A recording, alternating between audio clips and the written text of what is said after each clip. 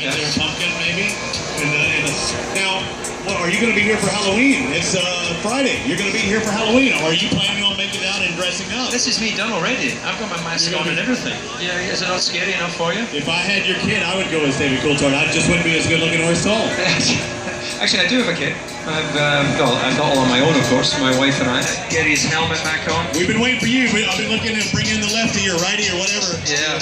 That's a baseball reference, you might not. I have no idea what you're talking about. Yeah, but maybe we just talk through the process. So, Sebastian there... Now, why are there two plugs? He's got, you put in the earplugs. Yeah. Why are there two? Well, one's for the microphone and one's for the earplugs. Okay. And he'll jump in there. Every driver has his own little way of getting in the car. Some drivers like to get into the left, some from the right, some have all sorts of weird sort of, almost looks like they're touching themselves in some bizarre way as they get in there.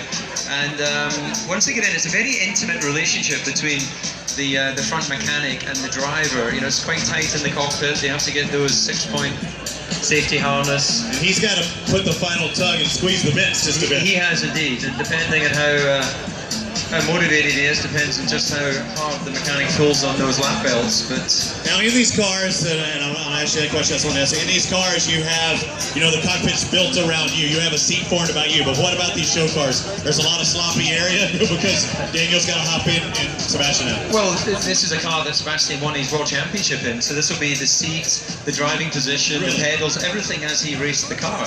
So Daniel just lived with it. Daniel had to live with whatever was there, probably with Mark Webber's seat, although Mark's a bit taller. But for the purpose of the show run, that's not a problem. But for Sebastian, I would imagine this is a really fond memory. A step back in time to winning one of his World Championships. This was at a time where, it's fair to say, he was pretty dominant in Formula 1 for those 4 seasons. And the car in general won 19 races that year. They took pole in 18 of them, only one shy. So yeah, Sebastian, of course, won the World Championship between himself and Mark Webber. They just kicked everybody's tail. But you talked about the growing pains with the new car and stuff now, and new technology.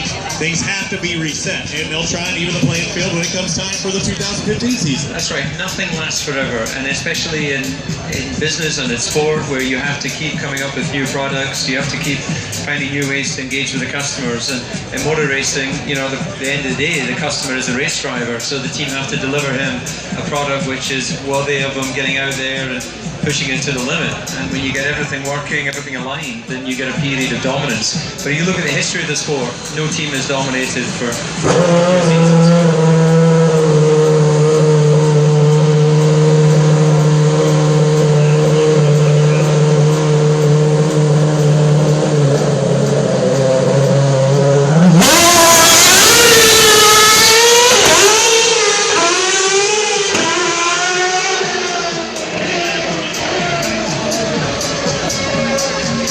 So this should be the last run for the RB7, the Infinity Red Bull Racing RB7 and Sebastian Vettel.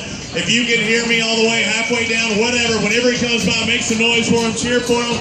Daniel said earlier he wanted this crowd to get louder for him, so get loud for him.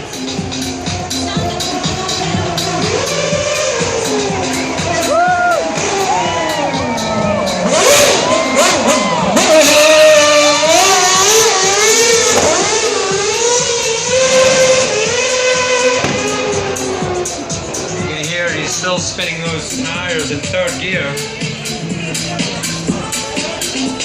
We will also have a driver's parade following this at the Q60 convertible. So get out your cameras, take some video now of Sebastian in the car. But they'll be sitting back those convertibles with their helmet off. So stick around for a driver's parade. It'll go down to Congress or down Congress and back.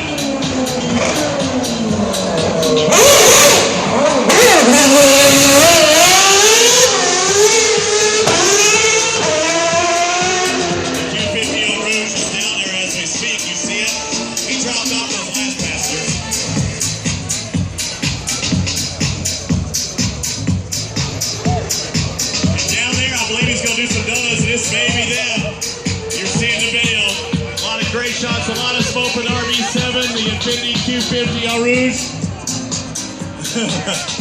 And a couple of photographers getting smoked out as well. So his final return back here. The Eau Rouge is coming back as well. Make some noise for them as they make their way back here to the stage. They'll hop down in the convertible to get one more shot with their helmets on. Driving those Q60s on the return. Show them some love. They can hear you. The motors are down.